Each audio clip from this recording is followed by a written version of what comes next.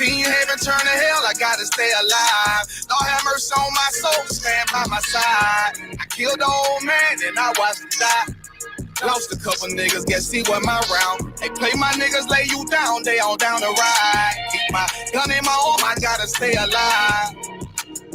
I gotta stay alive. Keep my gun in my arm, I gotta stay alive. Tell me we don't live in hell. My brother doing 55 in that cell. Nigga claiming he your round here, spit shell. Same nigga you put on to hit the stand and tell. How the fuck you turn your back on a nigga that love you? Treat your kids like my kids, treat you like a brother. I told my dog, let's leave the streets to serve the most high. He said, fuck that shit, he trying to sell another pot. His daddy killed him, put him in the trunk, set him on fire. His wife was pregnant, he ain't never get to see his child. Had me thinking to myself, what happened if I die? Look my babies in the eyes, I gotta stay alive. I put my ego on the shelf and my pride to the side. I'm with some niggas who gon' step and got God on their side. Got in the ISUPK, they keep asking me why.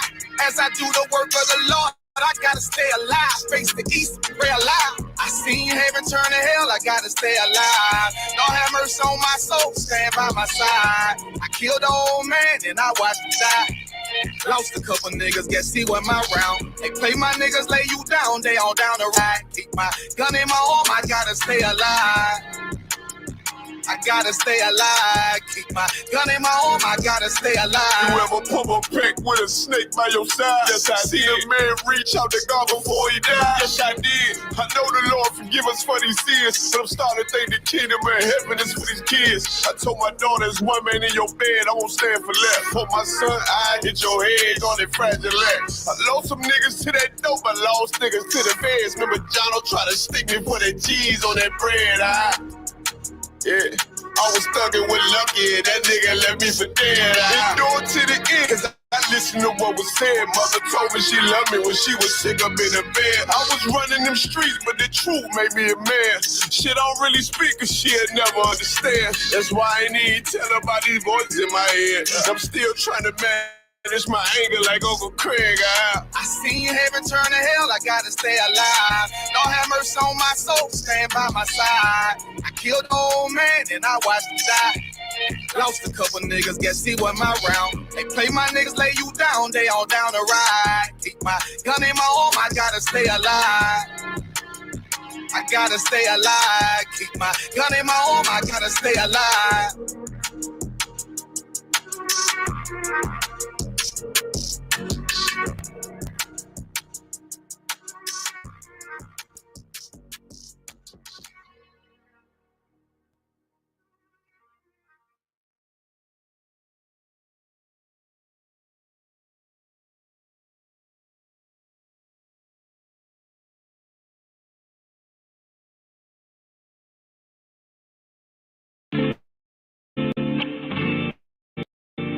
So I have to be honest and let you know that I screamed a little bit when I heard you say, "What's up, baby?"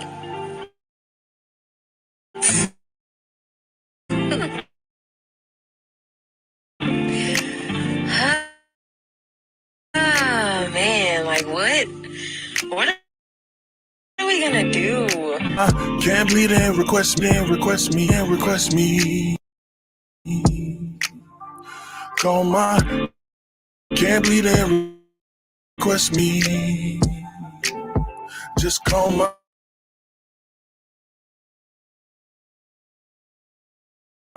From a spark to a flame, it burns bright. Like the feeling when you finally got my name right. Like a star in the dark, you provide light. Yeah, this could turn into something if we align right. I see you trying to change your life cause you wanting better. When this short time job finds out I'm an Israelite, I lose wages every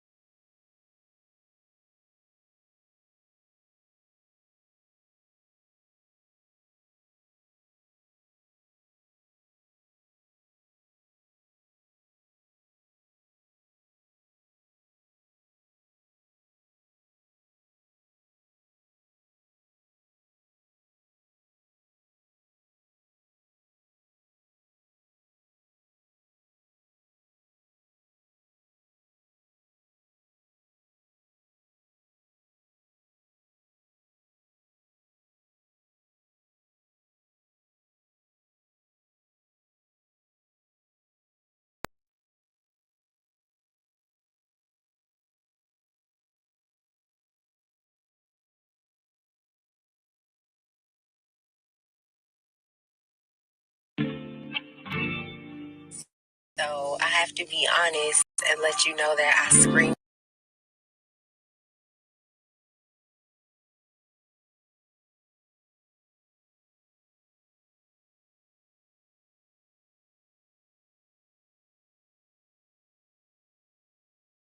a little bit when I heard you say, "What's up, baby?" Ah, man, like what? What are we gonna do? Like, this is for sure. Come on, can't be and request me.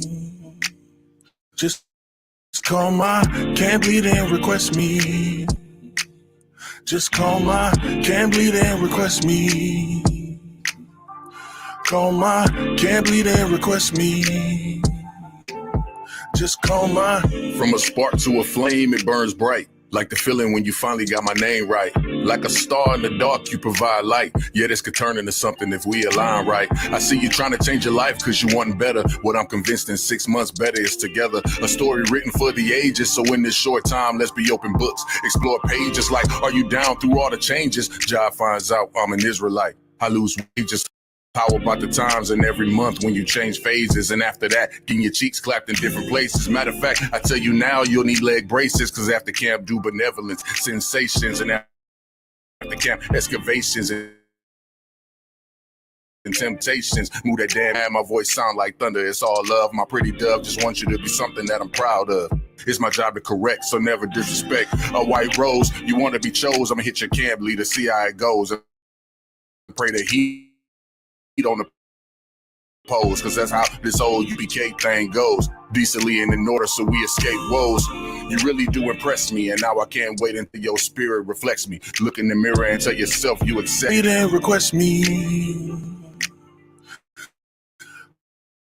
Call my can't bleed and request me. Just call my.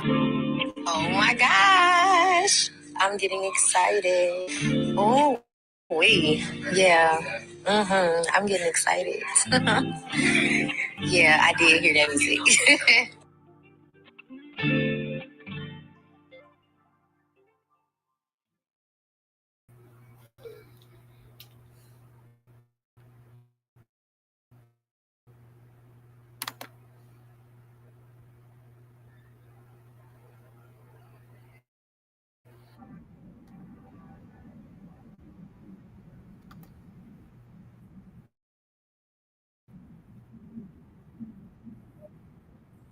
Cult leader.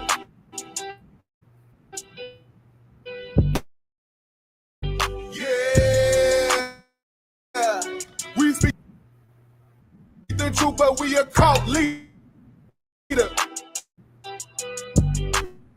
Yeah.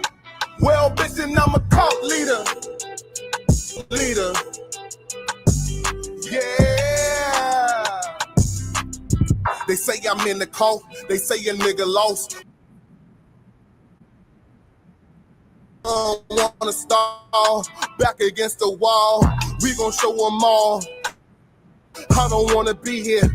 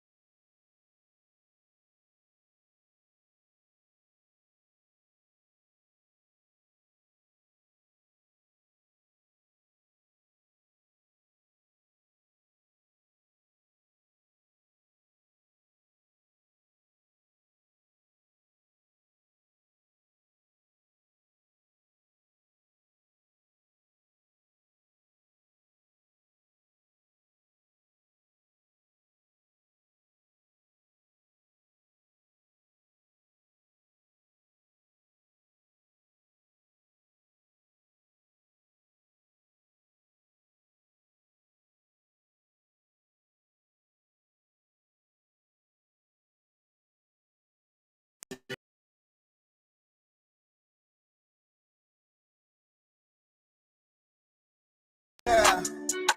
Well, bitch, and I'm a cult leader. Yeah. Wages of sin, death to your cult leader.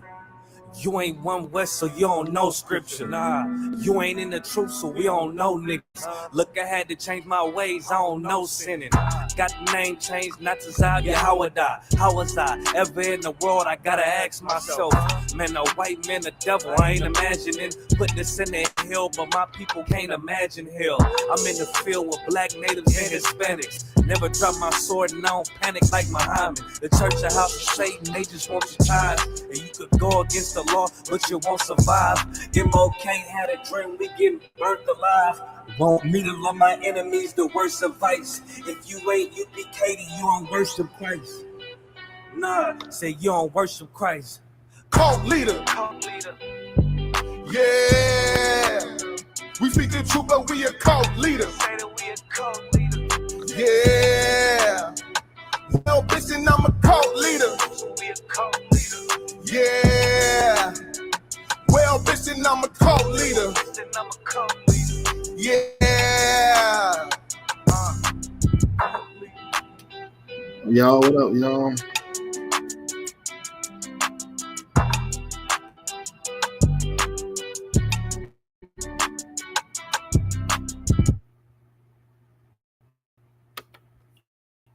All right, so Israel High School, a universal practical knowledge. Started out of 1 West, technical difficulties.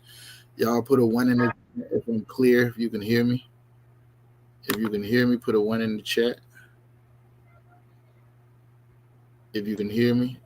Not on the Beagle, I'm talking to YouTube. YouTube, if you can hear me, put a 1 in the chat.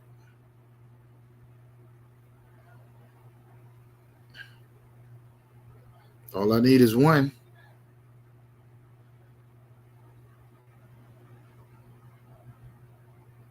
Nope, nobody can hear me. Oh, okay. All right. All right, let's get it then. This ISUPK started at 1 West 125th Street, Harlem, New York, back in 1969, under commanding General Yohana, Priest and Officer Kazak Kamar. ISUPK, Jacksonville, Florida.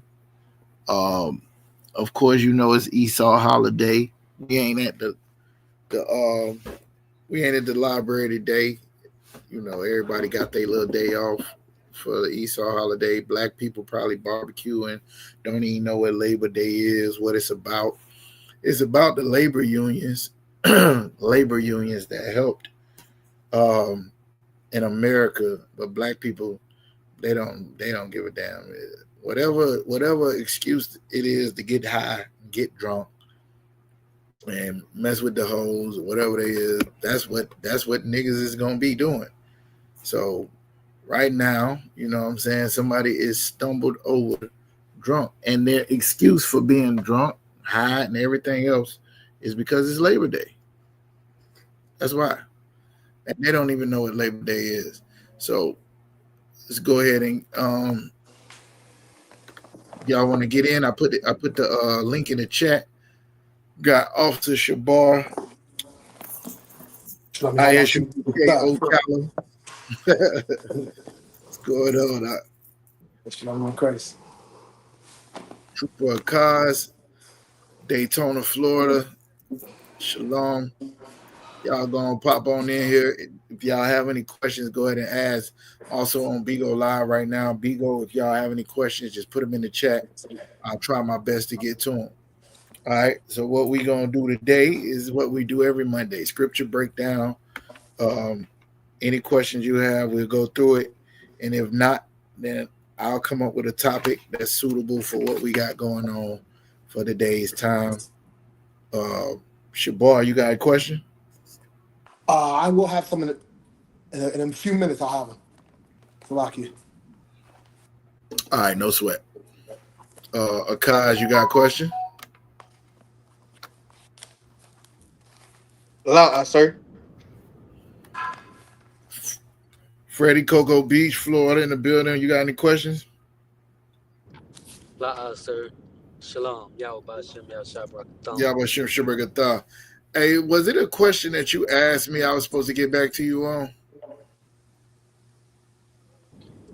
Sir. it was somebody asked me a question. Now I was supposed to ask Jeremiah Hyman, but because of the cookout or something like that, I didn't get a chance to ask him. I wanted to make sure I didn't forget about their question. So if y'all ever ask me a question, I say I'm gonna get the answer for you. Just remind me. You got to be a little bit persistent because I got a lot going on. But it is my duty to make sure I get that answer if I don't know the answer. All right.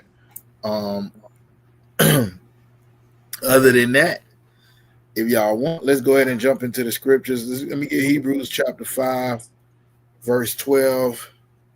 Should I go there?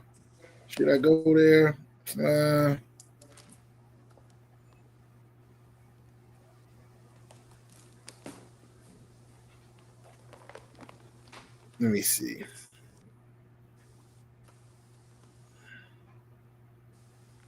Is that the one I want?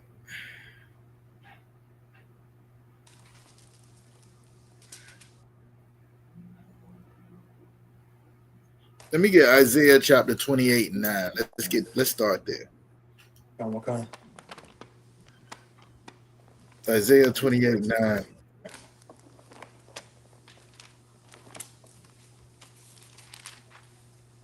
Have it whenever you're ready. Unless you want to the truth. All right, go ahead. Go ahead and read it.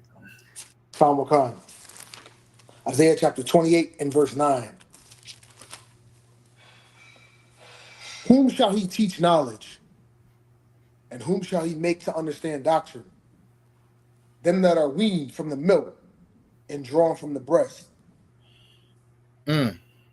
So whom shall he teach knowledge? And whom shall he cause to understand doctrine? Is that what it said?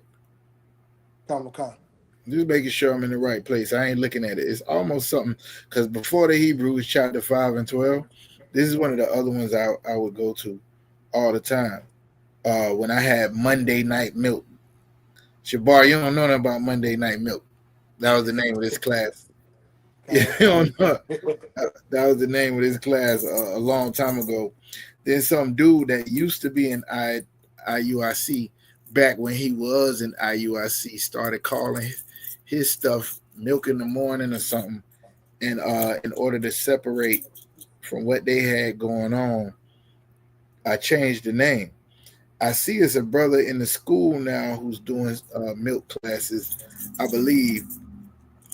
So I think it might be cool. That brother's faded out, just like all of the fake Israelites do. And you see him one day, and then you don't see him no more. Hey, where you at, Shabar? Isaiah chapter 28, verse 9.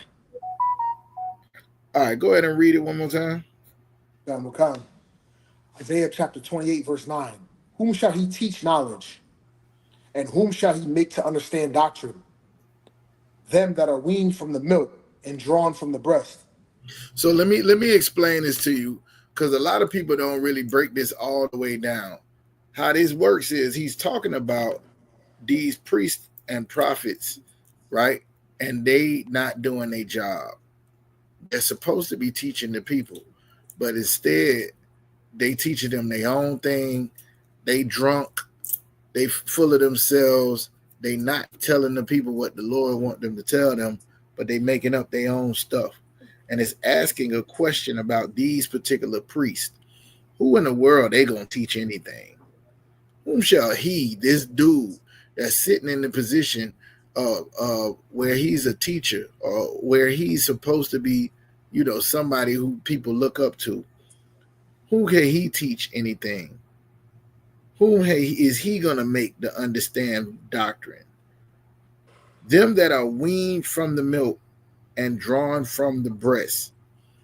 Only people that can understand what he's talking about and whether he's giving the truth or not are those people who started out with milk and have been weaned from that, meaning like they taking the next step. The analogy is always a child, right? A child, you give a child something to eat, a baby, no teeth. You're going to give them a steak, a T-bone steak. What can they do with that? It's too much for them. Even though there's nourishment, even though it's food, they can't properly digest it. You have to start with milk. So now, if you starting with milk and they starting and giving the wrong foundation, the only people that are ever going to get any understanding from these so-called fake priests is people who already understood before they ever talked to them. The only way that they going to understand is not because the priest is doing his job, is if they understand and read the Bible this way. This was a punishment that the Lord gave to the children of Israel. The priesthood was out of whack. That's why there was need for Christ to come and create and to restructure the priesthood, right? That's why you have the priesthood after the order of Melchizedek, right? So this is how we had to learn because the priest wasn't doing their job properly. And the prophets. Read verse 10. For precept must be upon precept, Mm-hmm. line upon line upon line, here a little and there a little. So now, because these priests or so-called priests not doing their job properly, they drunk, they doing everything, you can't use them. They are unprofitable for you. Now you must learn through the scriptures about finding what we call a river that flows through the Bible. In other words, you ain't going to get it from these men because they're evil. Now you got to learn through the scriptures. When you see a precept go with another precept and you got to link up this line with that line, it's almost like you putting together, you know how they used to have to connect the dots? You got to connect the dots on your own because the priests have went elsewhere. They are no longer profitable. Now, the thing is, when Christ comes, he reestablishes the priesthood. Now you have real priests coming back into the earth that follow Christ. You don't have to do it like that for everybody because some people are weaned from the milk and drawn from the breast. They have somewhat of an understanding of what's going on in that Bible. But the only way you're going to be able to get it is precept upon precept, line upon line, here a little and there a little. You used to have to go searching through the scriptures in order to find out what was going on because the priests were in no position to teach you anything because they was drunk. They was full of themselves. Everybody understand? Okay. Not only that, but we lost our language as well. You know what I'm saying? By the time Christ was born, they wasn't even speaking the original ancient Hebrew. Majority of them, only the people that was in the temple really was speaking that. The other people were speaking Aramaic. They were speaking Greek. They were speaking other languages because we had been through so many captivities that our language was there. Well, Isaiah prophesied this. Well, we would have to learn. We got to learn our scriptures in English now because the English people took us into captivity. Our Hispanic brothers and sisters think they Spanish because the Spanish took them there in captivity. The only reason that Mexicans and Puerto Ricans and Cubans speak Spanish is because of the Spaniards, the conquistadors that came and took them there. And the only reason we speak English is because of the Englishmen that took us captive. Right? So this is how we had to learn.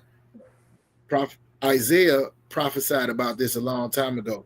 Read verse 11. For with stammering lips and another tongue will he speak to his people. So with stammering lips and another tongue is the way that God had to speak to his people because we lost our touch. Remember, there's always been a mediator, right? The priests were the mediator. So the priests would go to the Most High on behalf of the people, take their sacrifices, you know what I'm saying? And the Most High would send his word back through the priests. So when the priests start getting drunk and being full of themselves and not hearing the words of the Lord, right? Then now there is nobody to tell you. Now you got to learn precept upon precept. So when people are saying precept upon precept, it's not a good thing. That was a punishment. That was a punishment. Why we got to learn like this. But now once we establish the priesthood again after the order of Melchizedek, the priesthood back in order, you know what I'm saying? Now we can learn from the men of God and we can hear the words of the Most High again. Everybody understand? Come. All right. Anybody got any questions? Salakia. So just to make that clear, you said verse 10, precept must be upon precept. You said that was a punishment. That was the punishment that we had to learn that way due to the Yeah, it didn't start out like that. Okay. All right.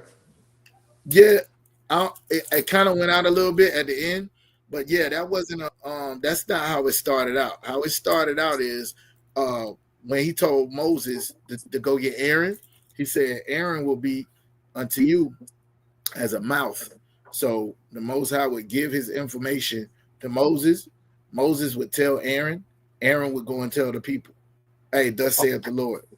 And then it went back up the same way.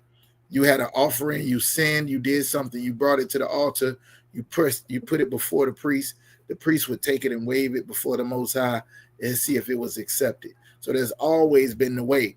But once the priesthood, which is the go-between, they like the mediators between the Most High and man, they getting drunk.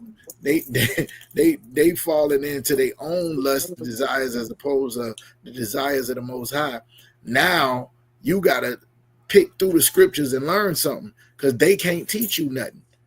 That's why he's asking, whom shall this particular priest that's getting drunk? If you go up to verse 7, it says, but they also erred through wine and through strong drink are out of the way. The priest and the prophet have erred through strong drink. So it's saying they sitting in the temple drunk and can't teach you nothing. So now this is how you got to learn. Precept upon precept, precept upon precept, line upon line, here a little and there a little. So you almost like you grabbing at straws trying to get the truth instead of the man of God who sits in that position being able to teach you. You understand what I'm saying? Oh my God. This is why in the New Testament you see a similar thing when he's talking about it. Comic-Con, Salaki. I just thought, you know what? I guess I never understood that, right? I thought like when they say that like when you said the Bible was like a roller coaster, a rolling river.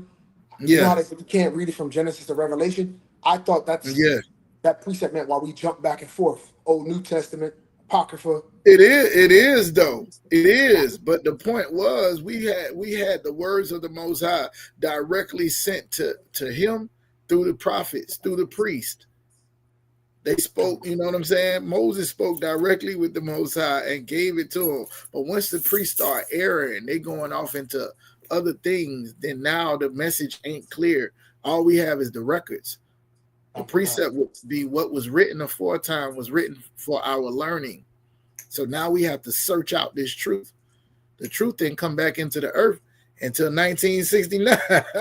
I mean, you had people who had the truth, but there was no push for people to say that. Nobody knew.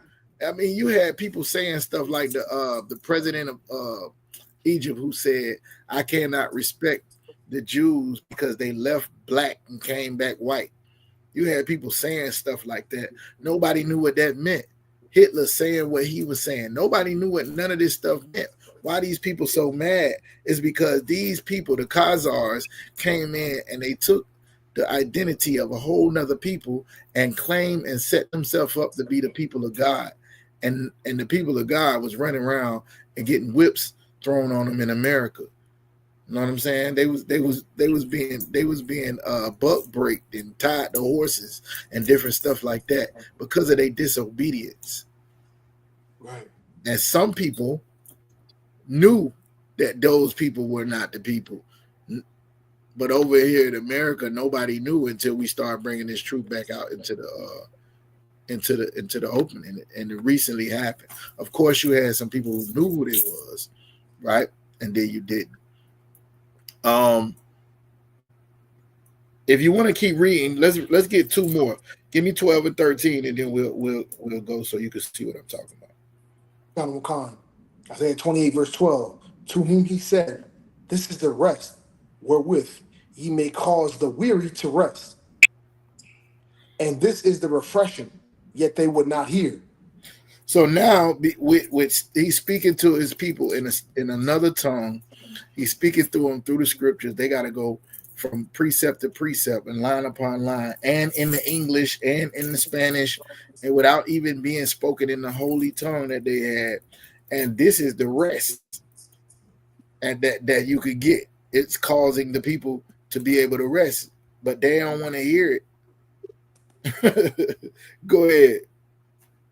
But the word of the Lord was unto them precept upon precept, precept upon precept, line upon line, here a little and there a little, that they might go and fall backward and be broken and snared and taken. So now you see what was going to happen, right? The word of the Most High was unto them precept upon precept, precept upon precept, line upon line, here a little and there a little, that they might go and fall backwards and be broken and snared and taken. It didn't start out a good thing. Thank the Most High for the truth that was placed in the earth so that the men of God can take those same precepts, those same lines, and can put them together for you and connect the dots. So now you can have some understanding of what the Most High was saying to his people, as opposed to falling backwards. A lot of people don't understand that. the most High that then you can see in the scriptures where sometimes if the Most High wasn't with you, he'll send an angel will be a lying what do he say? I'll be a lying tongue in the mouth of his, in the ear of his prophet. Go ahead. No, I was going to say what you just said that there. I think I messed it up. How does it say it in the scriptures? It says a lying spirit unto the mouth of thy prophet. Yeah, I'll be a lying spirit to the mouth of his prophets. That was sent by the Most High. That's not some, you know what I'm saying, that that's a good thing. But yeah, it's being done because of your disobedience. Most High want good things for you, right? But you definitely have an adversary that's sent. An adversary that's sent, and his job is to make sure that you don't get the kingdom, to make sure that you don't get the blessings of God. And the only way that you can stop yourself from falling victim is to understand the truth. And if you don't have the truth, then you have a lie. That's exactly what it is. It's a scripture that says that hearing they won't hear, seeing they will not understand. That's in the Bible. You know what I'm saying? That's how it is. They hear the truth, but they like, I'd rather believe a lie. There's a scripture that also says we don't want to hear the truth. We want to hear smooth things. The people said, prophesy not unto us truths. Prophesy smooth words. They rather hear that. So that's why when you go some places, you hear people talking about God. All they talking about is how good and wonderful and blessed and great and all this you're going to be. But they ain't telling you if you don't change your ways, you could die. You know what I'm saying? The Most High will kill you. If you don't fix yourself, you will die right in the streets where they lying, people telling them they're going to be blessed and great and wonderful without obeying God. None of that is true. Scriptures say, God, your prayer is abomination if you do not keep the laws of God. The only prayer he hearing from a sinner is the prayer of repentance to change his mind. Now, sometimes it might just happen with what you praying for aligns with what the Most High already wanted. But that ain't him hearing your prayer. You just happen to be in line with what he already wanted. But Moses and the prophets, they was praying that God change his mind about some things. You got to be extra obedient in order to even ask of that from the Most High. Everybody understand? Oh, okay. All right, yeah, go ahead. What scripture Officer Shaba is reading to? I came a little bit late. Sorry. Yeah, Isaiah chapter 28. We originally, hold on. So we started at verse 9. Yeah, we originally started at verse 9, but the precept upon precept part, because we use precept upon precept in a way that it says where we can go to different places in the Bible in order to get to get the understanding, I was telling him, you know, the way we should have gotten the understanding was from the priest. But what this is talking about, when the priest was off, when they wasn't doing their job, now you got to almost kind of connect the dots on your own. That's where the precept upon precept started. You used to didn't have to do that. If you go into like Deuteronomy, you'll see where Moses stood with the elders of Israel. They present the information to them. I've given you life and death, blessings and curses. Do what the Lord said, and you'll live, and don't do it. But now it got to a point where it's the water so muddy because the priest is supposed to be the example or the representation of a man of God, and you watching what he doing. Well, he's an alcoholic, he's a drunkard, he's a drug addict, he's a pedophile, he's everything but a man of God, and he's supposed to be that. Now you confused, and God is not the author of confusion. That's what we was talking about, Marshall. God, I don't answer. Thank you for what answer. It came from disobedience. All right, anybody else got any questions? Salaki, Officer Kazak. One last quick question. You know that spirit with I'll be a lion spirit unto the mouth of thy prophet? Yeah. Would that only apply? Can that apply to heathens? And if so, can we relate that scripture to like Donald Trump with the whole MAGA thing? Because isn't the Most High forcing that spirit on him to basically bring this kingdom down? That lion spirit? I know. I'm not exactly sure that Donald Trump speaks with the Most High. No. But for what you're saying, he absolutely is orchestrating the things that happen, whether they seem to be good or bad at the time, because the end of the story. The end of the story is that your oppressor falls and you rule over your oppressor if you're obedient to God. This kingdom falls so that Christ's kingdom can be ushered in and he can rule the entire earth. That doesn't happen if America don't fall and China don't fall and Korea don't fall. Then how is Christ going? You think Donald Trump, does he seem the type of person that if a black man show up and say, God sent me to rule the earth, that he's just going to bow down and kiss his feet? Wow. Does Donald Trump seem like that kind of guy? That if a black man showed up and said, hey, I'm Jesus, God sent me to rule the earth, that he's going to say, okay, Jesus, go ahead and do what you got to do. I'll take my rightful position as your servant. No, it's not going to happen. He will die before he serves any other nation, especially black people, especially Hispanic people.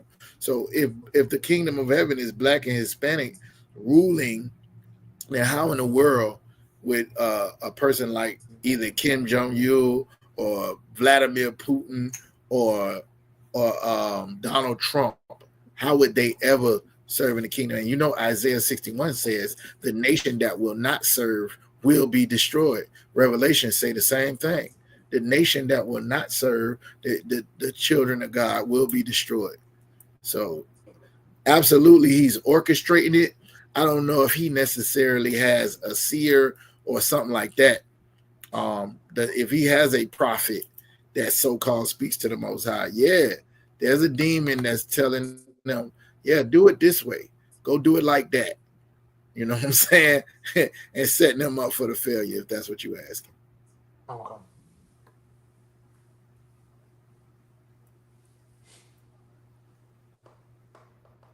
All right, so let me do this real quick.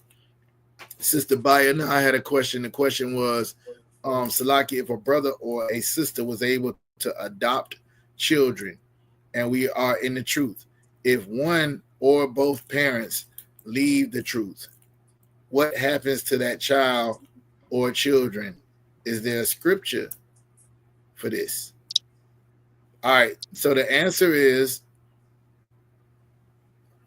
marriage is forever. Marriage is not until one parent or one person leaves the truth. once you establish that marriage is forever, then the child is in whatever household he is in, whether you in the truth or out the truth. So the child can receive the blessings of the parents serving the Most High, or the curses of the parents serving themselves. I don't know if you ever, are familiar with somebody that grew up in a household with an alcoholic or a drug addict as a parent. I've seen it.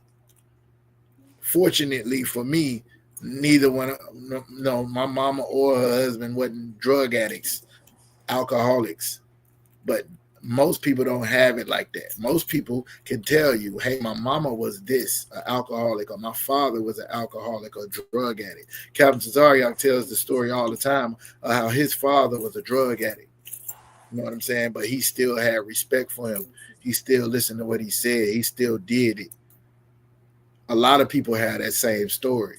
So if you asking just because somebody lead the truth, what happens to their child? Well, Deuteronomy 30:19 tells you. Mashal, would you like to read Deuteronomy chapter 30:19? Paragon Council.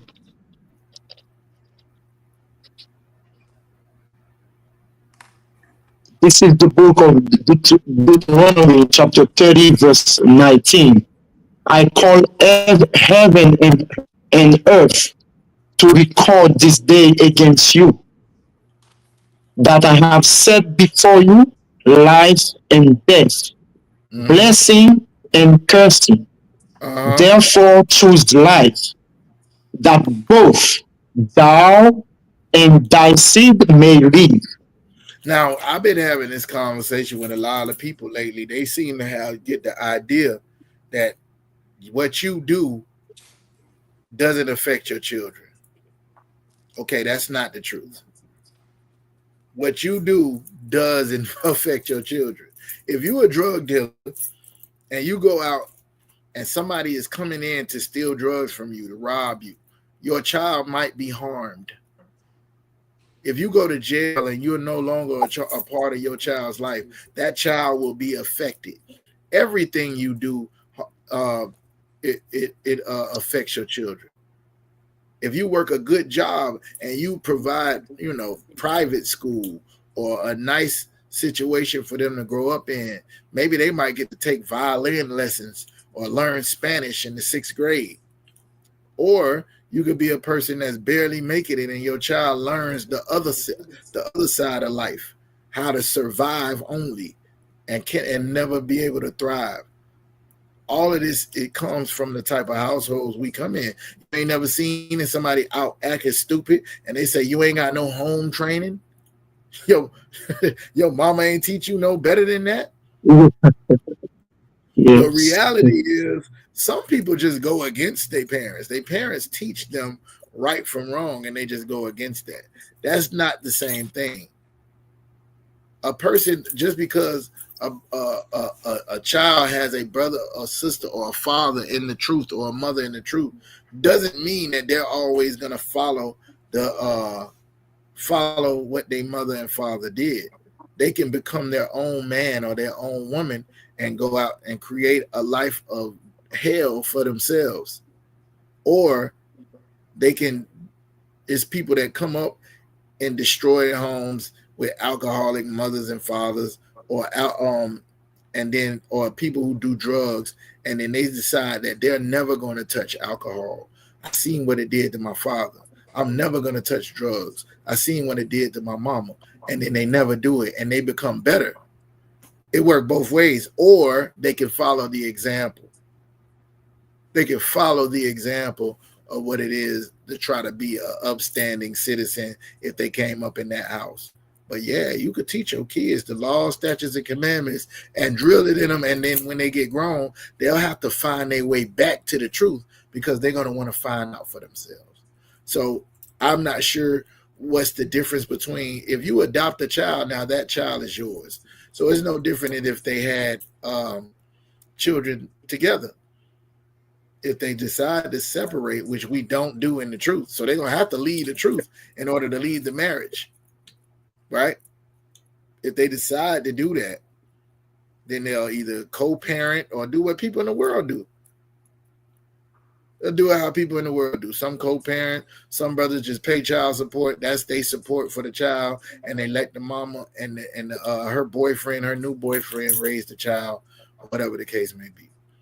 I'm not sure if I'm answering your question because I don't know if Masha, I'm not sure if you know the nature of this question, if I'm answering it properly.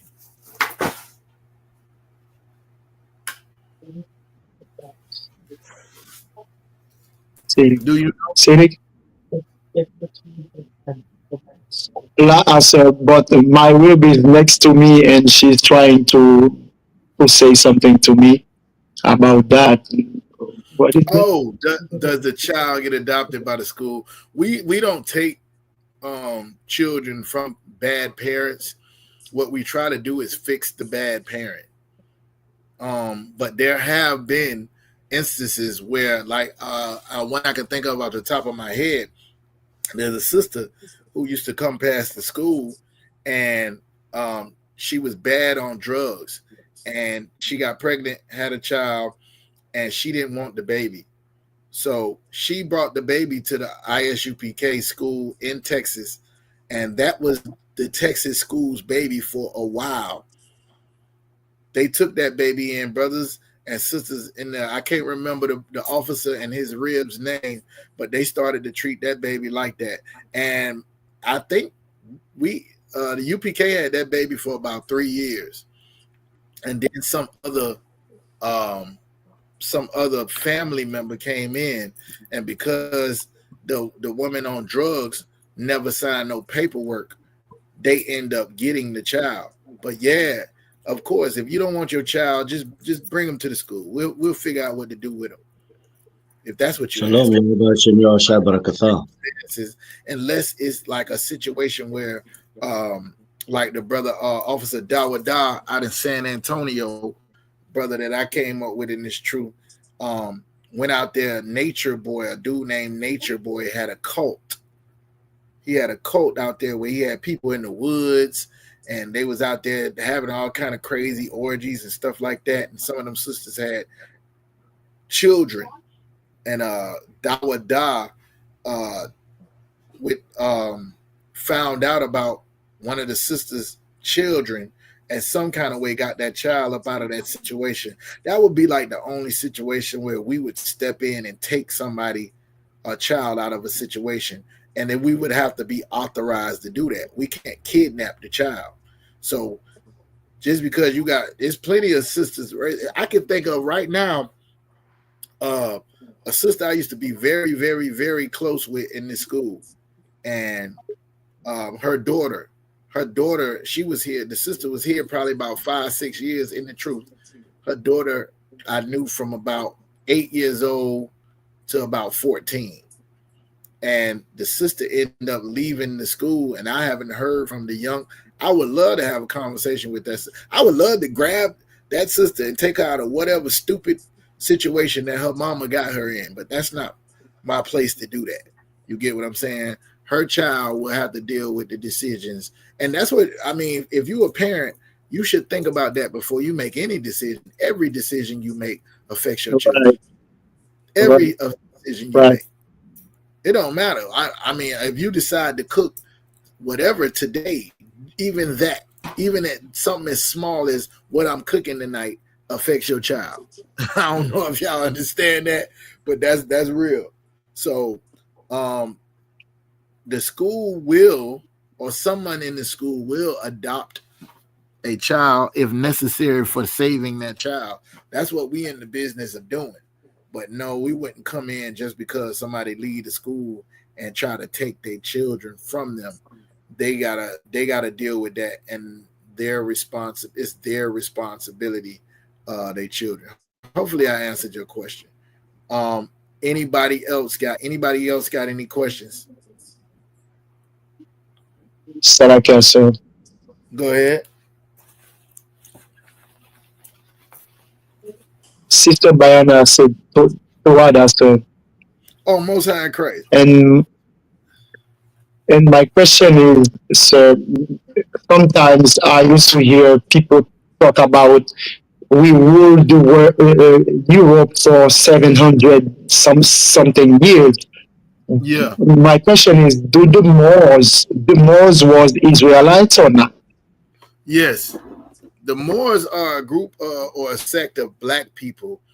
And then the word Moor and who these people were is a lot of different stories. So now you have different sects of Moors, just like you have different sects of Israelites. Some Israelites don't believe in Christ. Some Israelites do. Well, some Moors were the same way. Some Moors believed in Islam. Some Moors believed in quote unquote, I'll just say the scriptures and the Bible, etc., etc. But they would be the same people, but just operating under different auspices. So now, just like right now, you got some Israelites or who we call blacks, Hispanics. Let's just use black people, right? We could have a common ancestor in Jacob or Israel, right? But because of our ideology, we would look and stand as different people. I have conversations on Beagle all the time with people that I consider to be brothers and sisters, and they like, nah, we not the same. I'm not an Israelite. I'm a Christian. I'm not an Israelite. I'm a Muslim. I'm not an Israelite. I'm an atheist. Even though we got the same blood or a common ancestor, everybody don't look at each other as the same. Well, the Moors would have been people that would have been traveling, moving around the world. The word just means black, right? I believe. Let me look that up. Let me fact check myself real quick. But in Europe, those people were Moors. Had they been following the law, statutes, and commandments, you would have just called them Israelites. But you got to remember, as we stepped out, by the time Christ came, after the Greek and Roman captivity, there was more Israelites outside of Rome than there was in Rome. So think about the time where they're talking about the 700 to 1,000 years, right, that we ruled Europe. None of these people would have been what you would call Israelites. They would have all been called something else, whatever they went by. And Moors is just one of those monikers they would have picked up. You get what I'm saying? We ain't no Israelites. We Christians. Christians. We Moors. We ain't no Moors. We Muslims. We ain't this, but there's the same group of people who have no identity, just scatter in different places. Hence why when we say King James was a black man, well, we know King James of Scots ruled Europe, black man. You can do the history in his family, etc., etc. But it's more fitting to separate him from black people in America. So they would say, oh, he was a Moor. They had this term swarthy. A lot of the people that ruled during that time was swarthy, meaning like they have dark skin. They was black. That's why we bring up Prestigius Niger and Severus Septimius. These were black people that ruled during what the white man. It's funny, but the white man calls it the Dark Ages. The ages where black people rule Europe, they call it the Dark Ages. All right. So, and it just means that the white man was in something dark while black people was thriving in Europe. And then, that time came to an end. And now we must build a kingdom under Christ. If we don't build a kingdom under Christ, your oppressor always have an opportunity to come in and to make that kingdom fall. Did I answer your question? Do you need me to go to Chat GPT and show it to you? I understand. I can go to the Bible now and tell people stuff. They don't believe it unless it's on Chat GPT. I can show them a Bible scripture. They'll be like, yeah, but Chat GPT said. On Beagle, I changed my name.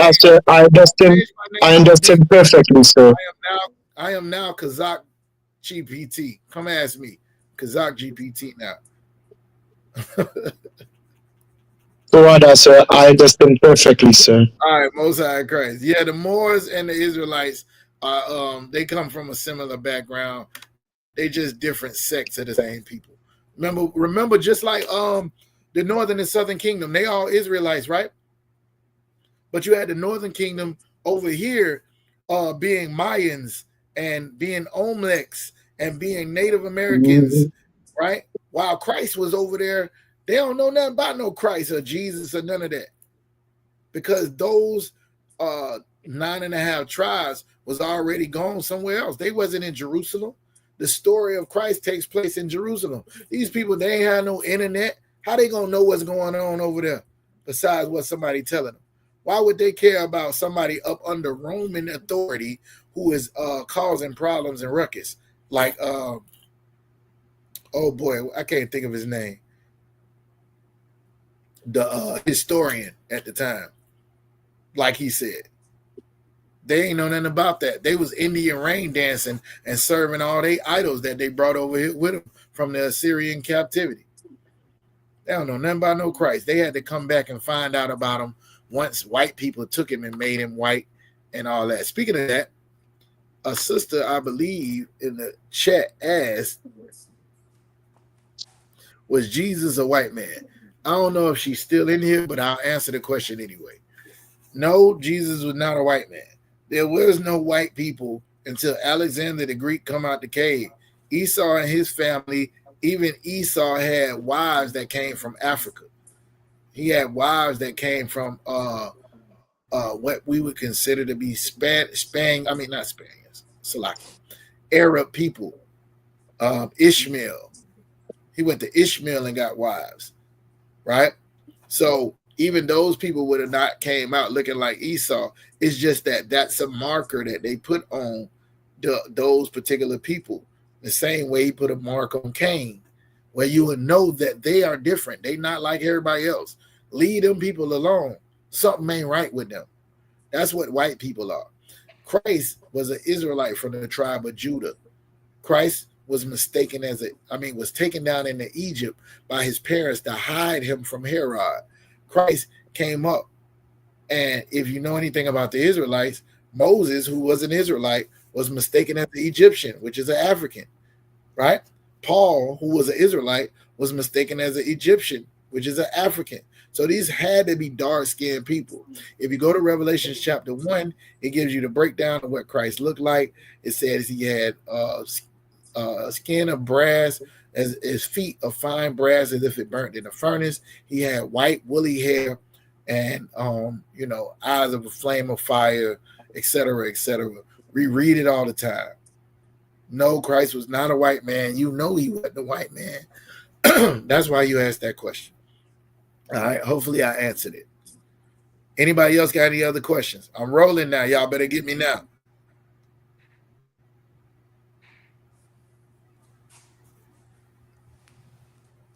Nobody got no question. Y'all, everybody know everything about the Bible.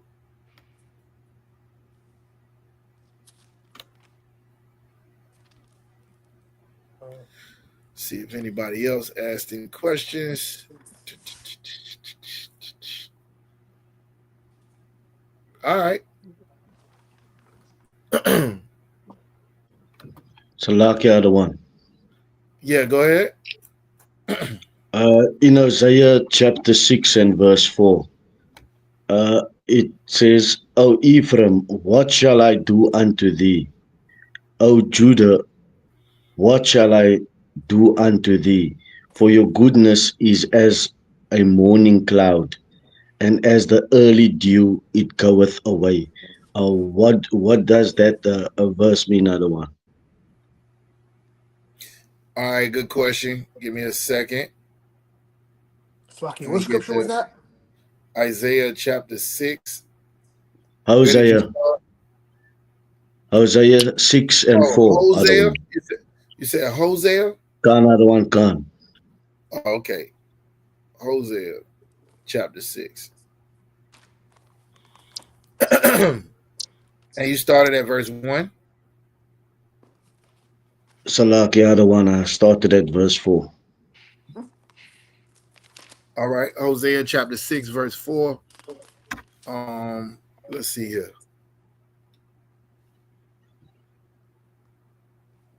Go ahead and start at verse 1 and read it. Let's go through it. This is the book of Hosea, chapter 6 and verse 1. Come and let us return unto Yahweh, for he hath torn and he hath healed us.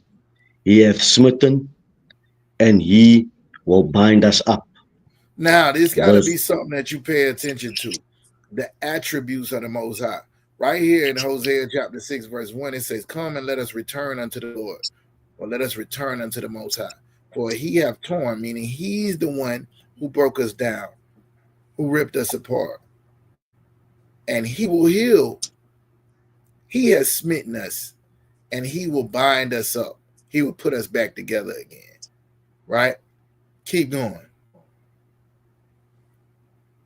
Another one, Khan. After 2 days will he revive us. In the third day he will raise us up, and we shall live in his sight. So it says after 2 days, that 2 days is not literal. For anybody that don't know, when you see stuff like this in the Bible, you can't take it like it's a literal 2 days, a literal 48 hours, like the first 48. Nah, this is just saying a period of time. He will revive us. In the third day, he will raise us up. Anybody know what that reminds you of? Salaki other one, Yahweh Shai. Yahweh Shai, right? After 2 days, he will revive them. In the third day, he will raise us up. Yahweh Shai is a typology or representation of Israel. That's why he was able to take the punishment for the entire nation. But this thing was given to the nation. This judgment was given to the nation all the way back. Isaiah, Jeremiah, all of them, the Most High was telling them what's going to happen. Well, Hosea is saying the same thing here. He the one who tore us up. He going to bound us back up. He going to raise us back up after a few days, after a period of time. And we shall live in his sight. Go ahead to verse 3. Another one, Khan, verse 3. Then shall we know, if we follow on to know Yahweh is going forth, is prepared as the morning, and he shall come unto us. Once we live in his sight, and if we follow on, like if we keep doing what he say to do, his going forth is prepared as the morning, and he shall come unto us as the rain. Like, this is something that you need, right? You may not like it, but you need it, and it's a blessing. If it don't rain, you don't get no crops, you don't get no food, you don't get no water, all the things you need to sustain yourself. You worried about everything else. Remember, Christ said, take no thought for tomorrow. You worried about tomorrow.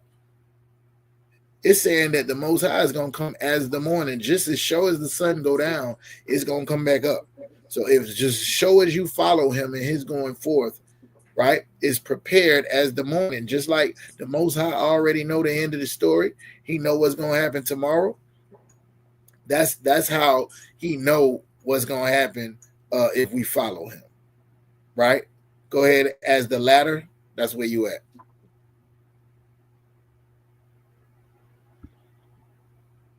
Gone. Mm-hmm. As the latter and former rain unto the earth. Right. He shall Verse come 4. to us as the rain, as the latter and former rain onto the earth. The same way that it happened before, it'll happen again. The same way he built us up before, he raised us up from nowhere, gave us this, made us these great people. He'll do it again if we come back to him and do what we're supposed to do. Go ahead. Another one, Khan. Verse 4. O Ephraim, what shall I do unto thee? O Judah, what shall I do unto thee? Man, what am For I your going to do with goodness. y'all? The Most High is like, what am I gonna do with y'all? Like I tried to bless y'all. I tried to give y'all a kingdom. I moved people out the way, and y'all fighting each other. You know, Judah and Ephraim is like two kids that's fighting each other. When you trying to show them and give them a nice crib to stay in, and they don't got to fight. They don't got to be in no gangs. They don't got to be around nothing that street people have to go through, and then they end up fighting each other. You ever seen that? The rich families that can't stand each other, and the brother want to kill the other brother, and all of that. That's Judah. That's Judah and Ephraim. Neither one of them want to do what the daddy say, so they just make up their own rules, and they can't stand each other because the father loves both of them. O Ephraim, what shall I do unto you? Judah, what shall I do unto you? Go ahead. Khan. For your goodness is as a morning cloud, and as an early dew it goeth away. So your goodness, the things that you do that please the Most High, the things that Ephraim did that made them great. The Most High first set us before he even set us in the land, when he called us out of Egypt. He said, I loved you, I knew you, I picked you, I chose you, I moved people out the way for you. And then now, down the line, once we got into the land, we did every single thing the Most High told us not to. By the time Hosea is coming, if you go to Hosea chapter 1,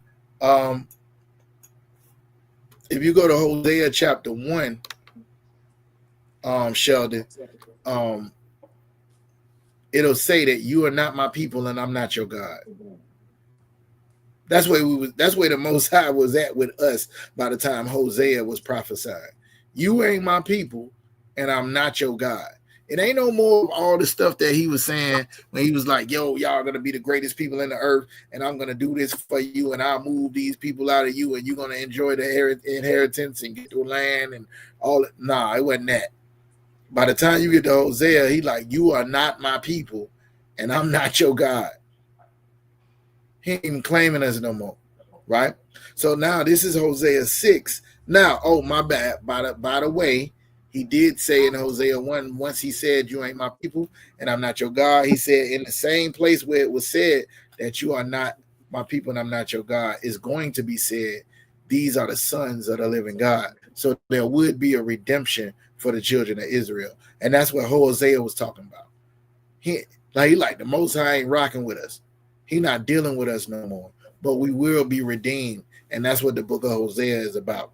So now he's asking Ephraim and Judah, what shall I do for you? Because all the things you did that pleased me, all the things that made me happy, to say that I'm your God and that you are my people, all of that is faded away. Like dew that be on the grass in the morning, by the time the sun come up, that dew, that little water is gone. It's evaporated. That's how our goodness did. You with me, Sheldon? Keep going. Keep going. Ain't nobody else come to learn, Sheldon. Just keep going. I'll just take the rest of the class to answer your question. And as the early dew it goeth away. Verse 5. Therefore I have hewed them by the prophets. I have slain them by the words of my mouth. And thy judgments are as the light that goeth forth. So now what he's saying is what we were just talking about earlier, Shabar. He said, I have hewn them by the prophets. Like I have used them same prophets that y'all ain't want to listen to. The same prophets that went their own way. That's the same thing. He said the people are destroyed who follow them, or they that lead thee have caused thee the err. That's what he said. They that lead thee have caused thee to err, and they that are led by them are destroyed. Who in the world is this dude going to teach knowledge? Who in the world is this dude going to cause to understand doctrine? Right? Nobody. So the Lord did it. The Lord placed that them in a position in order for him to prove Israel? Do you love the man that or do you love the Most High? I have slain them by the words of my mouth, and thy judgments are as the light that goeth forward. So the Most High doing this to us, right, is like a light, even though it don't look good. Go to verse 6. Go another one, Khan. Verse 6. For I desired mercy and not sacrifice, and the knowledge of Yahweh more than burnt offerings. So he's saying this, because I desired to be merciful on them. I didn't want them bringing me no sacrifices. I wanted them to do what I said to do.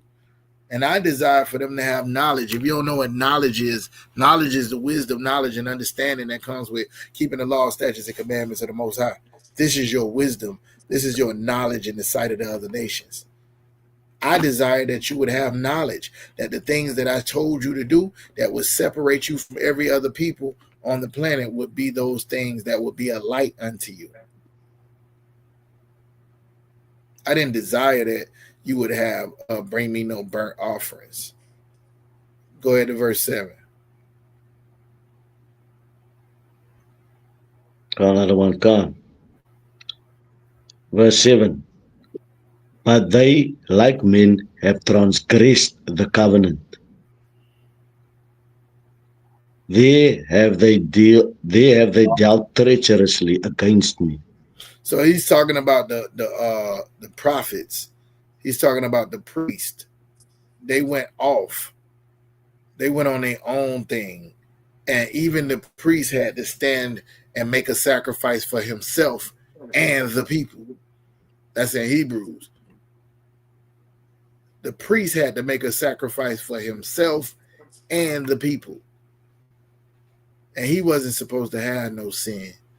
He was supposed to be a mediator between God and man. And because Christ had no sin, that's why it says in Hebrews 9:5, for this cause, he is the mediator of the new covenant, that by means of death, he can redeem them that were under the first covenant.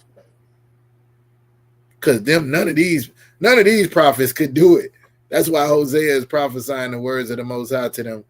Like, all right, yeah, y'all done broke the covenant. Y'all done dealt treacherously. Y'all don't understand that I did not want your sacrifices. I wanted your obedience. That's what's going on in that scripture, Sheldon. You get it? Khan, another one, Khan. All right, Most High in Christ. Anybody else got any questions?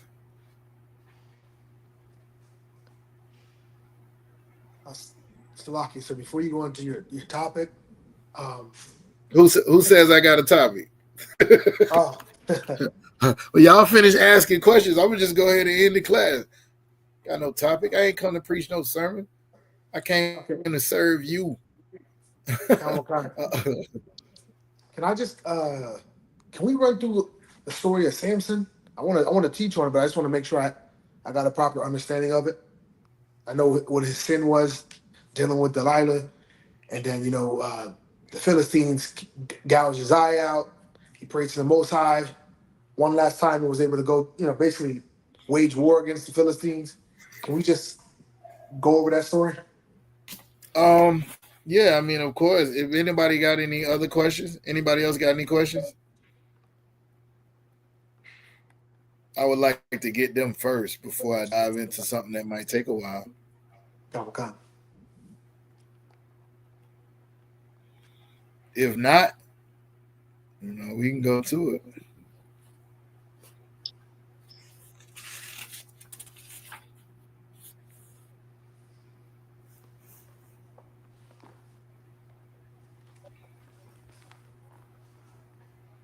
All right, let's go to Judges. Where would you like to start?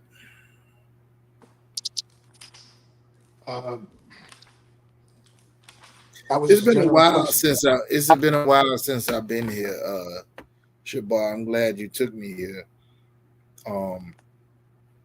Judges chapter 13.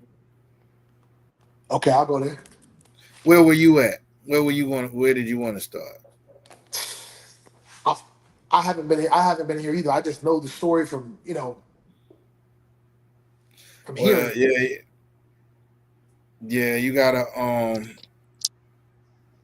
it's a long story. I don't think we'll be able to do all of it. Okay. Hold on.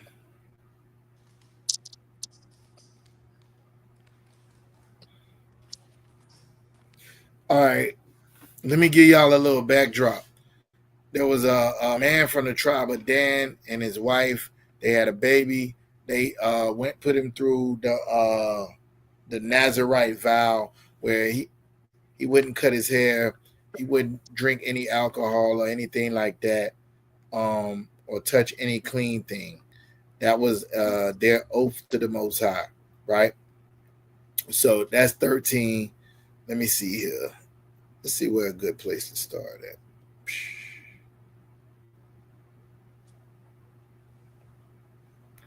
Let's go to let's start at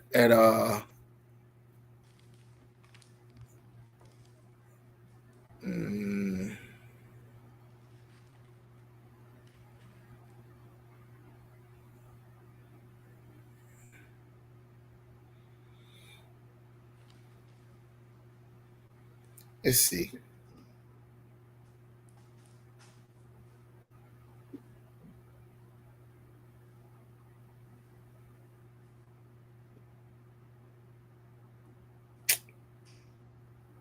During the book of Judges, who was in rule at this time?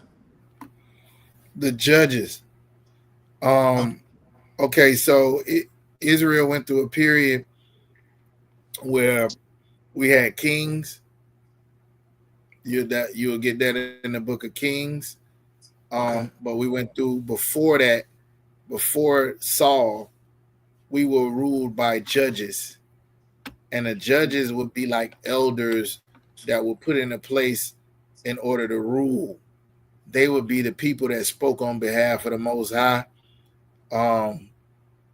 We didn't have a king. The Most High saw fit for us to have like a group of people. And it kind of stemmed from what he told Moses. Remember, he told Moses to take you men of renown and make captains of 50s and captains of hundreds and captains of thousands, right? So that was kind of the idea from the jump, is that there will be multiple people that will be ruling or governing the children of Israel. However, when we looked at the other nations, we decided we wanted to have a king just like the other nations had a king. And so the Most High gave us a king, but it was a king after his own heart. It wasn't a king after the Lord's heart. And then once they understood that king did not listen, he took away that king's power and gave it to David. But before all of that, after we come out, we were being governed by those people that was put in place. You see Joshua coming after Moses as being like a significant figure, but they all ran it the way that the Most High said to run it. So in the book of Judges is when the judges ruled. This would be during the same time as Ruth, when the Israelites were moving based on a famine and all of this other stuff. So the timeline is before King Saul and after Moses. And the people that was ruling was the judges that were appointed based on their reputation inside the tribes. All right. Okay. So this guy, let me see.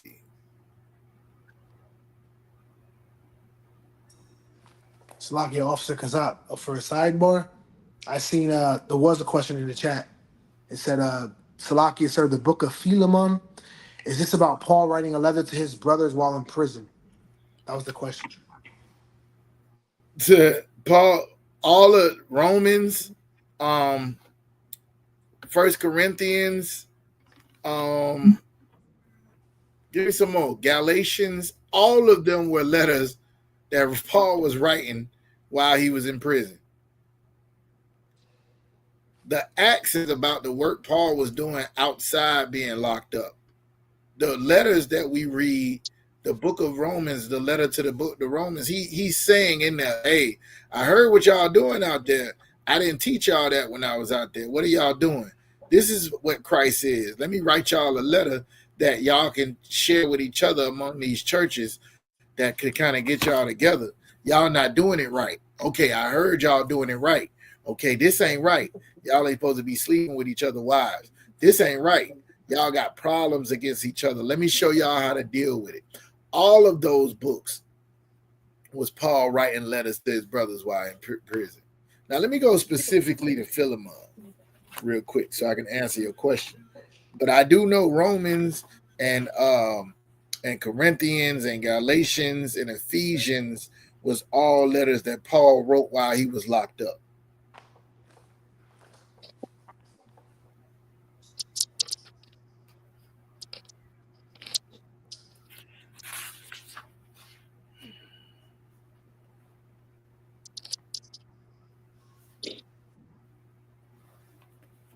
All right, so let me read this real quick. This is in the Zondervan Bible Dictionary.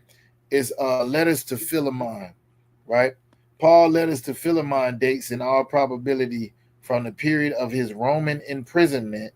Paul's authorship is not seriously disputed. The letter is addressed to Philemon, Apphia, Philemon's wife, and Archippus, probably his son. The Christian community was organized around a home. All right, so in this particular place, they had a family that were the main people who followed Christ in that place, and he wrote a letter to that particular family. All right, so yes, the answer to your question is yes. All right, any other questions? I don't see no questions on Bigo. So let's get back to Samson. Once again, if y'all have any questions, just go ahead and put them in the chat. Other than that, we'll get back to Samson.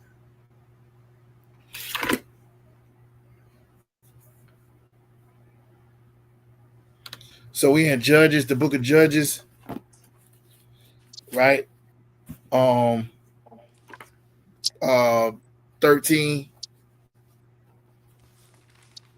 Book of Judges, chapter 13. And I ain't know where to start, right? Because there's so much to read here. But anyway, an angel of the Most High appeared to Manoah, which was Samuel's mom and dad. It appeared to Manoah, and they made an oath to the Most High. So let's start there. Go to verse 23. Let's start at verse 23. I just picked that. I don't know whether we're going to have to get more context, but I think it's a good place to start. Come. Any of the brothers got it or? Yeah, let me get Kamar Kaya. Kamar Kaya, can you read it? Go, sir. I got it. Let's go.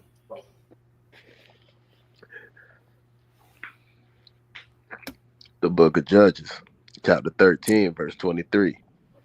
But his wife said unto him, if the Lord were pleased to kill us, he would not have received a burnt offering and a meat offering at our hands.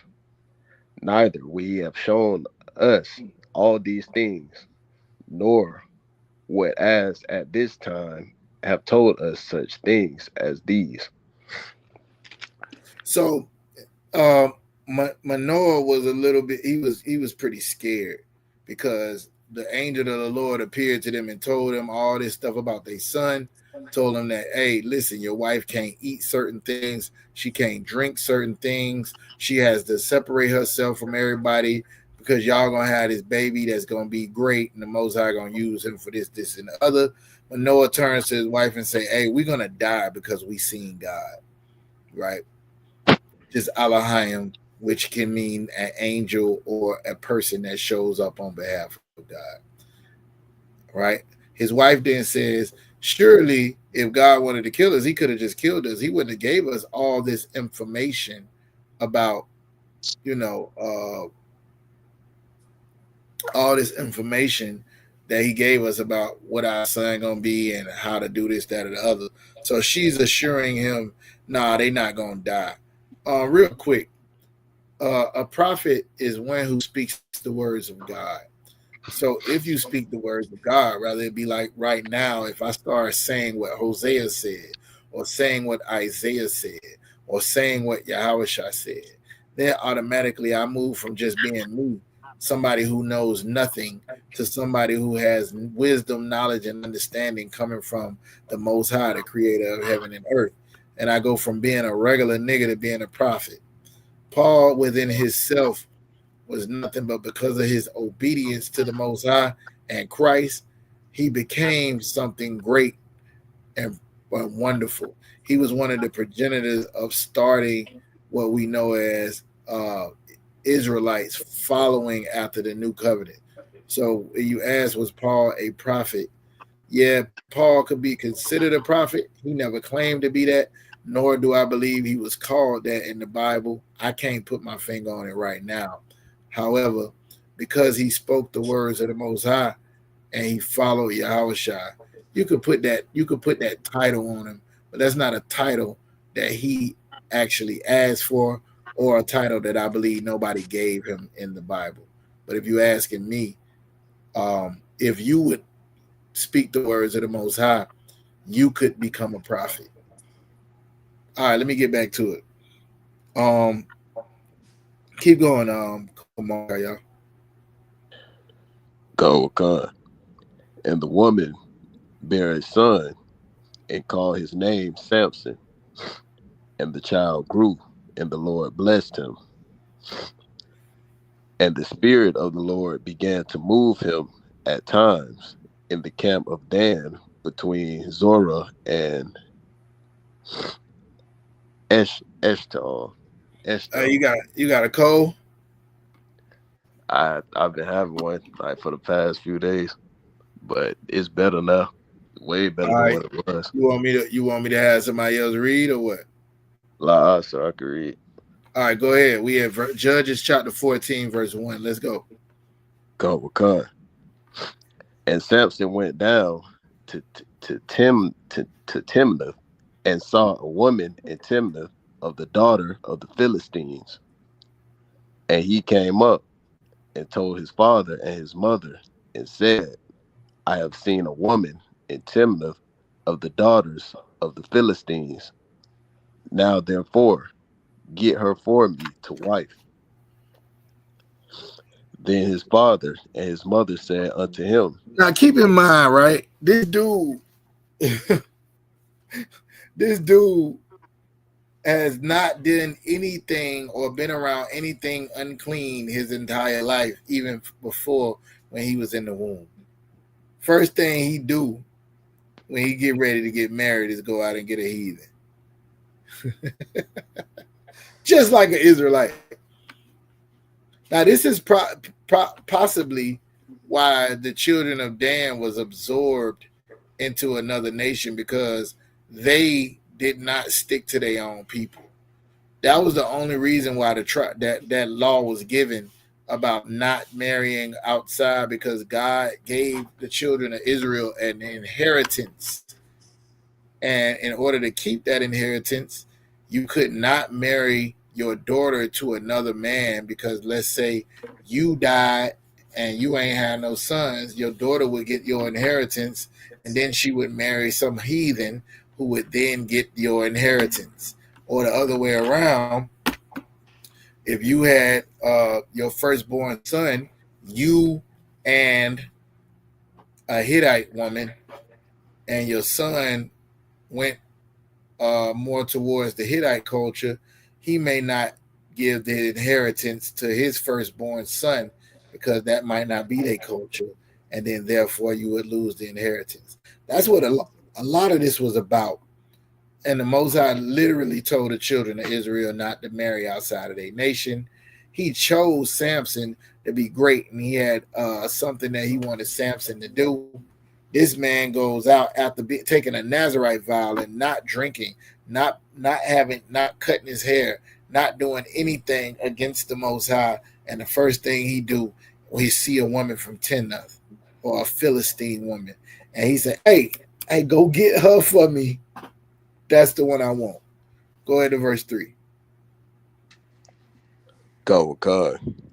Then his father and his mother said unto him, Is there never a woman among the daughters of thy brethren, or among thy people, that thou goest to take a wife of the uncircumcised Philistines? Y'all see this? They asking him straight up. They doing what your parents supposed to do. Hey, hold on, wait a minute. You mean to tell me all these bad Danite sisters walking around? You know how it is. I don't know about y'all, but it's a lot of brothers used to be like, I better not ever bring no white woman home. My mom ain't gonna have that. You better not ever bring no white woman home. Or Chinese woman or none of that. Right? They saying the same thing in the Bible to their son. Danite brother, he wants to marry and get with this Philistine. His father and his mother said unto him, Is there never a woman among the daughters of thy brethren, know what I'm saying, from your tribe and among your people, that you would go as to take a wife of an uncircumcised Philistine? These nasty Hamite people. Go ahead. Go, God. And Samson said unto his father, Get her for me, for she pleaseth me well. I don't want that one. I want that one. Go ahead. Go, God. But his father and his mother knew not that it was of the Lord that he sought an occasion against the Philistines. For at that time the Philistines had dominion over Israel. So it's no different than like right now. If we go read the book of Esther in the Feast of Dedications, Esther is celebrated as a sister who was forced into marrying the king of another nation, and she couldn't stand it. I don't like these garments. I don't like what they've got me wearing. I don't like the food that they eating. I just want to eat my Israelite food. But the king of said nation that was ruling over the Israelites loved Esther so much that she was able to provide a way for her people that would make it where the oppression and the foot of the oppressor on the people's neck would lessen, right? Well, it's a similar thing going on in Judges.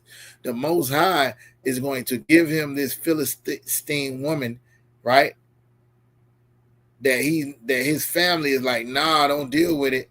Give him this woman so that he can use this situation of him doing something or having a lust for this woman or a desire for this woman in order to make something better for his people. That's what it's saying, right? Back to what we were saying. I kill, I make alive, right? I build up, I'll cut down, etc., etc. The Most High, I, the Lord, do all these things. The Most High ain't out of control. We out of control. But he can use every little thing we got going on. And the end of the story still is the end of the story. It never changes. Go ahead, Kamar Kaya. Go, God. Then went Samson down, and his father and his mother, to Timnath, and came to the vineyards of Timnath, and behold, a young lion roared against him. They should have known right then to get the hell up out of there. Go ahead. God.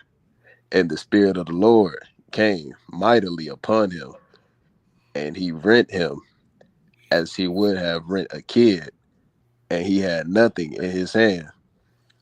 But he told not his father or his mother what he had done. So the lion roaring at them, Samson killed the lion with his bare hands and ain't say nothing.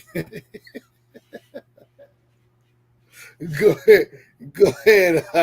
Go ahead. He say he ripped him apart like he would have did a kid. Like a little kid, man. Get over there, sit down somewhere. Go ahead to verse 7. Gun with gun. And he went down and talked with the woman, and she pleased Samson well. And after a time, he returned to take her, and he turned aside to see the carcass of the lion. And behold, there was a swarm of bees and honey in the carcass of the lion. And he took thereof in his hands and went on eating, and came to his father and mother, and he gave them, and they did eat. But he told not them that he had taken the honey out of the carcass of the lion. So his father went down unto the woman, and Samson made there a feast, for so used the young men to do. So stop right there. We ain't got to go through the whole story, right? But he finally got with the woman. The lion is symbolic, right? The bees and the honey was sweet and unlawful, but the dead carcass that he got it out of was unlawful, unclean. What's about to happen to the Israelites is something that's going to be good, but it's going to come from something that's unclean. You see that? They ate the honey. It tastes good. It was great, but they ain't know he got it out of a dead lion. The bees made a honeycomb inside of a dead lion. That's symbolic. You'll get a riddle, right? We ain't gonna go through the whole riddle. Let's go to 15. Judges chapter 15. Let's see where we're gonna start at.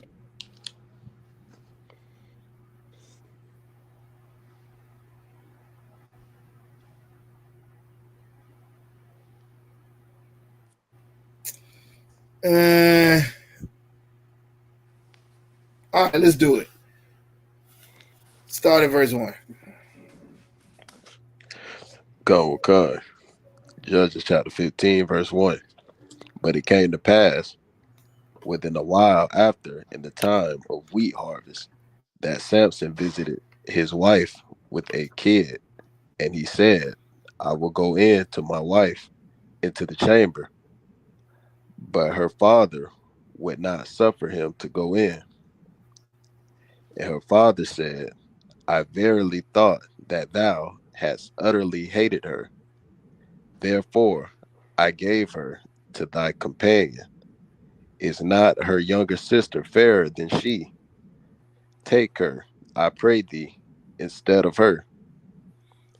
And Samson said concerning them, now shall I be more blameless than the Philistines, though I do them a displeasure. And so Samson, he said, like, now he done took the woman that he want, gave her to somebody else, and say, hey, look, her little sister look better than her anyway. Now Samson like, oh nah, I'm gonna be just as blameless as the Philistines because what I'm about to do to them. All right. It's gonna tell you how he dressed up. Go to verse 6. Come. Then the Philistines said, who hath done this? And they answered, Samson, the son-in-law of the Timnite, because he had taken his wife and given her to his companion. And the Philistines came up and burnt her and her father with fire. And Samson said unto them, though ye have done this, yet will I be avenged of you, and after that I will cease. I ain't gonna stop till I kill all y'all. Go ahead. Come. And he smote them hip and thigh with a great slaughter, and he went down and dwelt in the top of the rock Etam. When the Philistines went up and pitched in Judah and spread themselves and lay in Lehi, and the men of Judah said, "Why are ye come up against us?" And they answered, "To bind Samson are we come up, to do to him as he hath done to us." So now what happened is Samson ended up, he loved his doggone heathen woman. They gave the heathen to somebody else. Now Samson is killing all the Philistines because he couldn't get the Philistine woman he had. So even though it's unlawful for him to be with her, the Most High put that on him. So now he could use Samson as like a one-man army to go up and to do all manner of evil against the Philistines. He was taking them out left and right just because he was mad because he wanted to feel it. Just imagine if the Most High used a brother that loves white women and he can't get the white woman. So he go out and he start killing white people because they pissed him off because one of the white men. Just imagine that for a minute. This is the story, Shabar. This is the story of Samson. He's so pissed off he can't have this devil, this Philistine, this Hamite. And her parents gave her to somebody else. He go kill them all. So the Most High is using him to unalive the oppressor based on his lust to do something that ain't even lawful.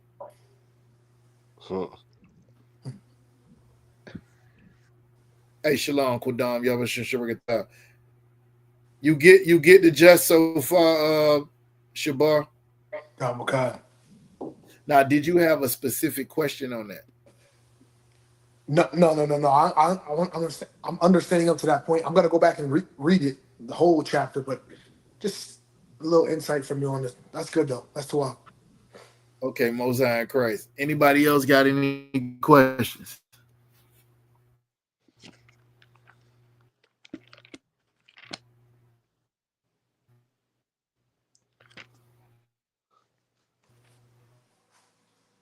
Salakia. Questions on Bigo? Salakia, yes, sir.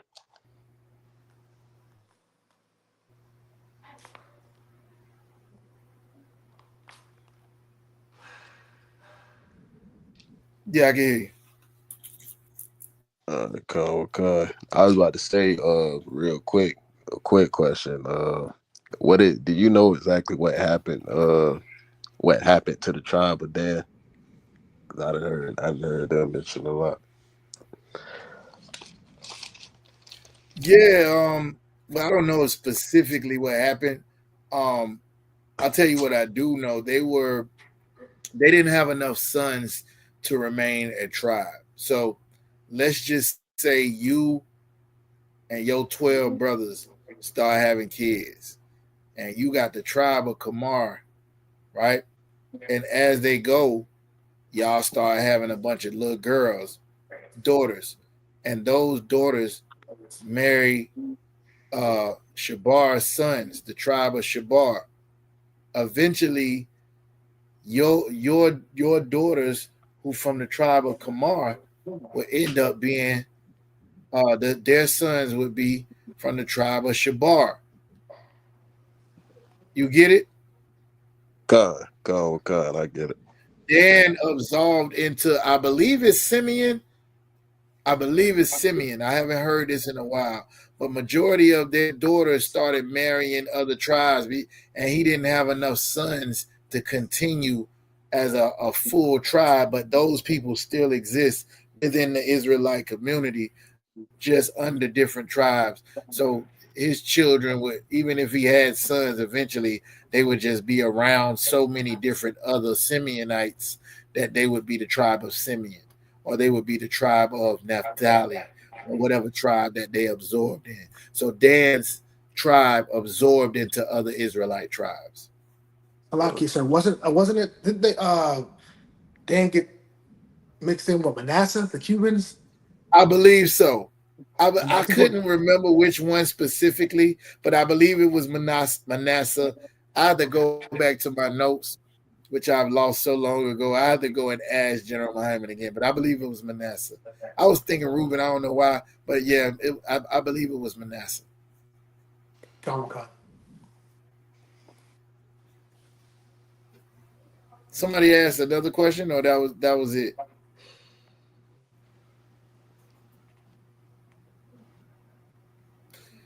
Shalom Yaikwab.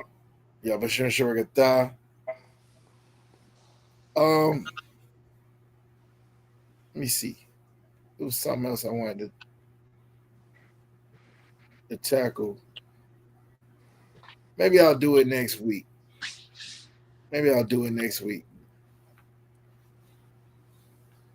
Yeah, we'll get into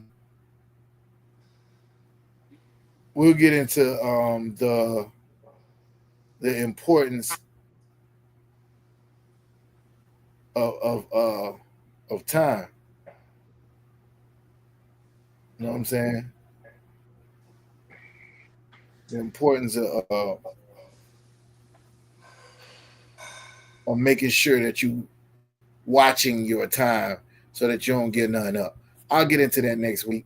I am here if anybody needs me. If not, I could probably go into a couple of scriptures on it.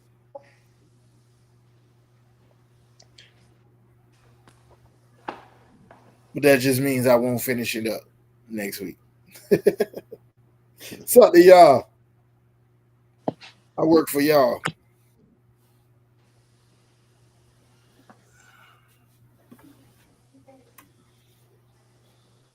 Salaki, sir. So from Genesis, from Adam, all the way through how you just broke, like coming out of captivity in Egypt, right? It went from what was it? Joseph. Joseph was ruling, all right, and leadership at the time, and it was like Caleb. Can you run through that history just briefly, so I can jot You it down? said Joseph. Salakia. Wasn't it? Was it Daniel? Am I You saying talking wrong? about? After we left out of Egypt, what was the? Oh, you stuff had like? Moses, then you had Joshua. Joshua Okay. came after Moses. And there's a story in the Bible where Joshua actually parted water in order for the Israelites to get up out of there too. He was like unto Moses.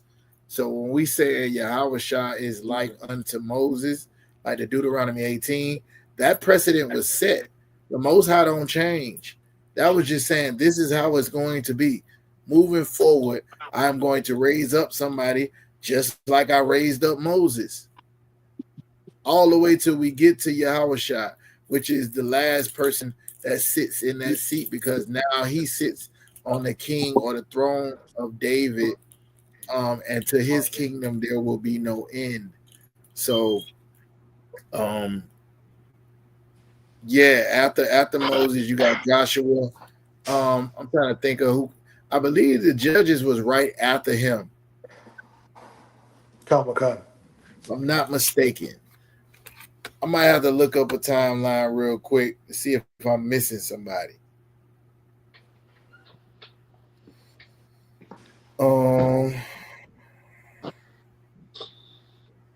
I feel like I'm missing somebody. Was Caleb in there? Caleb was there. Okay. But he didn't hold that position.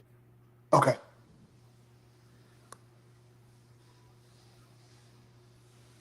Okay, Joshua led the Israelites. This is something I just looked up real quick. Yeah. All right, so yeah. Well, you got Joshua coming after Moses.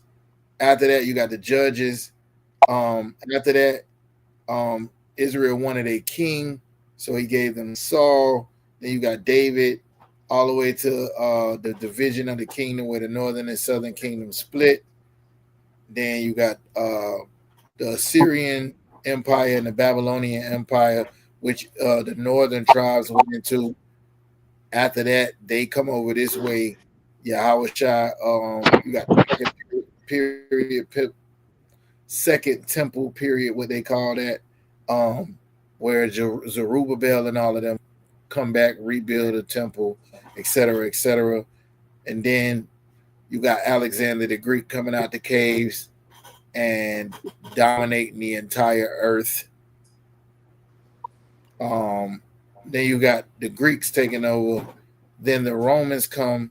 You got the Greco-Roman Empire, meaning they make an empire along with the Greeks, and then eventually it was Roman Empire. So that's the timeline of the Israelites. Then they so scattered. 70 AD, they run into the Africa. Then you got young man Sheldon right there in Cape Town.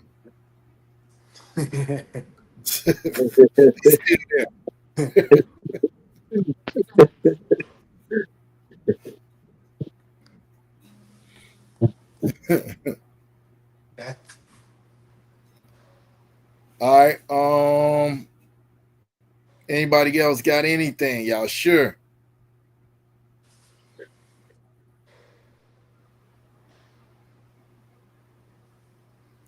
Hey, sometimes like this, your boy, I just want to start going through the Bible, and talking about it. Right. Let me get a couple of scriptures in. I ain't gonna leave y'all like that. Since y'all won't ask no questions and y'all know everything about the Bible, I started to do y'all like Captain Shawood would do me and just ask y'all questions. Since y'all know every damn thing. Oh, here it is in the Zondervan. You got a Zondervan's Bible Dictionary? La. I got to order one. Salaki. All right. Anybody else got one? I got one. Gone.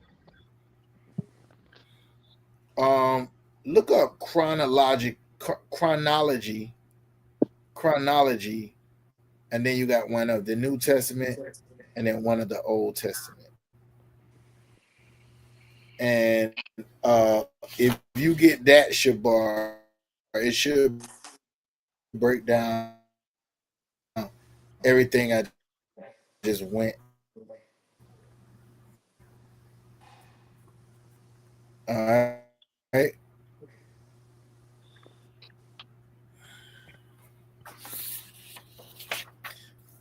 I want to start digging into the life of Joshua. I think Joshua was very. I think it's something going on there that we probably ain't tapped into.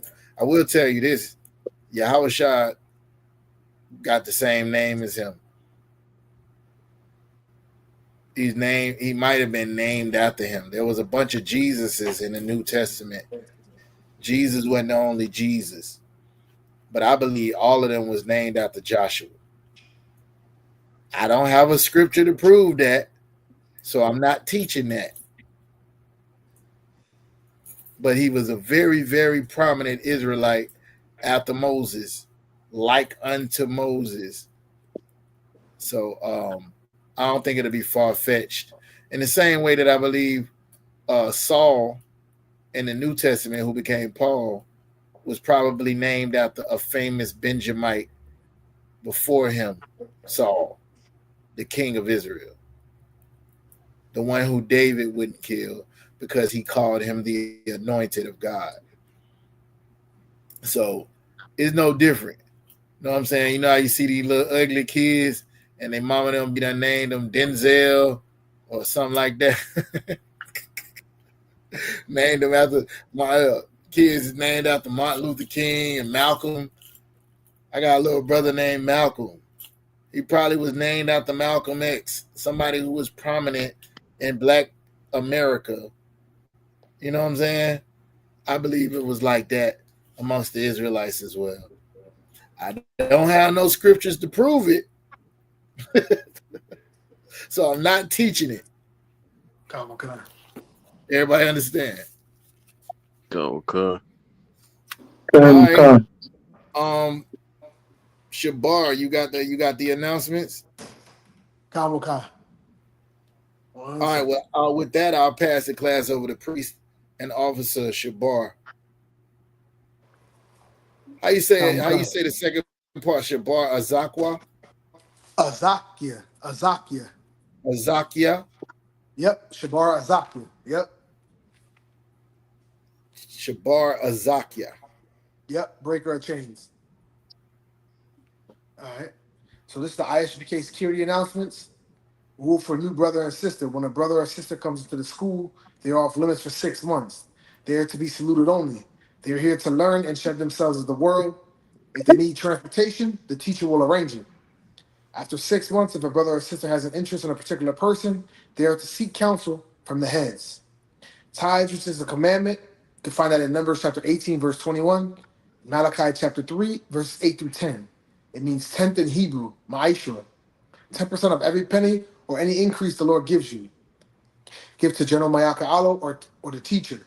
Priest fund is a free will offering for priests, not mandatory, whatever amount you would like to give. Holy communications would be convocations, would be memorial blowing of the trumpets, September 21st. And then on September 30th, we have the Day of Atonement. Salakia. I'd like to remind Akim and Akwath to check the bulletin board. You know, we got ISUPK Florida, ISUPK Duval on YouTube and Facebook. We have Officer Kazak on ISUPK Bigo and all the brothers and sisters in the nation joining into that. Class is 7 days a week. And if anyone wants to be a trooper in the school, just start wearing all black boots, shirt, pants, headbands, and scarves. With that, Amijin. All right. We give one a courtesy salute to the teacher. Amijin Shabbat. Amijin. Barak. Yahweh Yahabasha Yahusha Barakatah. Yahweh Shem Yahweh Shabarakathum. Cosmatah. Sorry, turn and face the sisters. Sisters right hand over your left. Feet at a 45-degree angle. When I swipe my chest, repeat after me. Amijin Shabbat. Amijin. Barak. Yahweh Shemar. Shemar Lashdam Hashem Yahusha. Cosmatah. Class dismissed. Shalom, y'all. Shalom, sir.